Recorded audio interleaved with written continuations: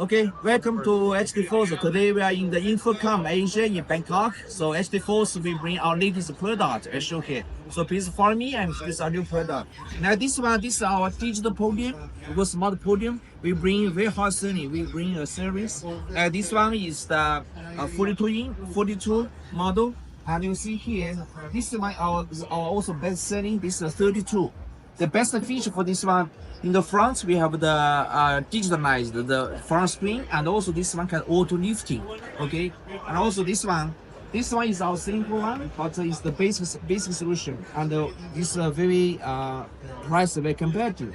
And also please follow me. In this exhibition we also use the entire board product. This one is 65 inch. This is 75 inch. For the entire board product, our best feature is we are building the Google EDLA and also building the AI function. So for our board product, entire board, this product is building the AI function. I talk about AI, and also you see here, this is the 3D hologram solution.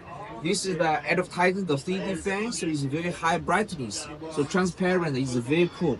Okay, and then for this one we also have this product.